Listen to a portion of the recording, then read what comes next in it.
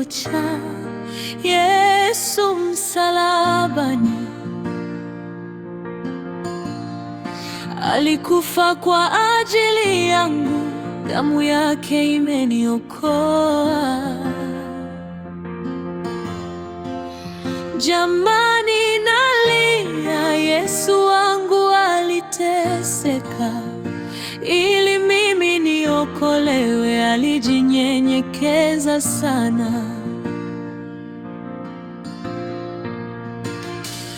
Alipigwa, akadharauliwa na wanadamu.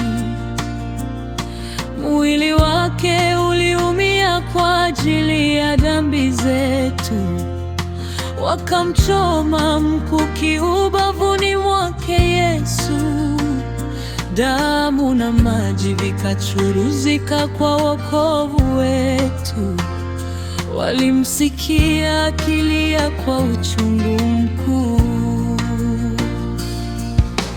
Eli, Eli, lama sabakthani.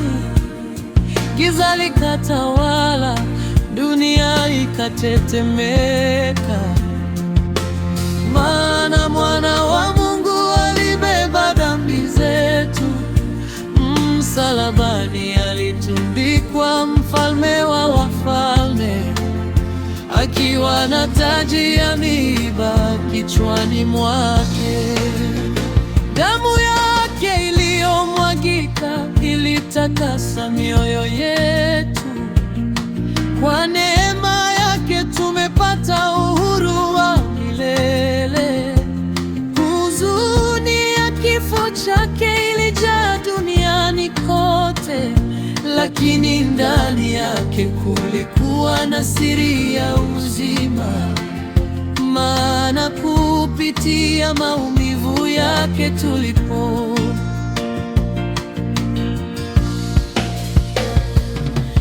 Na kwa jeraha lake tukapewa amani. Alibeba msalaba mzito kwa upendo mkuu. Hakukata njia ya mateso kwa ajili yetu. Akaanguka njiani, lakini akaendelea kusimama ili kukamilisha kusudi la Baba mbinguni. Upendo wake haukuwa wa maneno tu, bali wa dhabihu isiyo na kifani. Alitoa uhai wake bila kulazimishwa, ili sisi tuwe wana wa Mungu milele. Kaburi lilimchukua kwa muda wa siku 3. Kimya kilitawala, kana kwamba tumaini limepotea. Lakini asubuhi ya ushindi kachomoza kwa nguvu. Kifo kikashindwa, Yesu akafufuka kwa utukufu. Sasa huzuni imegeuka kuwa shangwe kuu. Machozi yamekuwa nyimbo za sifa. Kwa maana aliyekufa yu hai milele, nasi tuna uzima ndani yake. Oh, huzuni sasa imegeuka kuwa ushindi.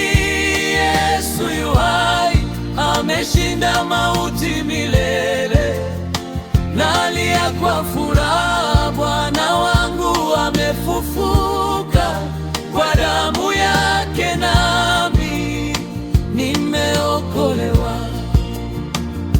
Asante Yesu kwa msalaba wako. Asante kwa damu iliyomwagika kwa ajili yangu. Sitakusahau kamwe, upendo wako ni mkuu kwangu.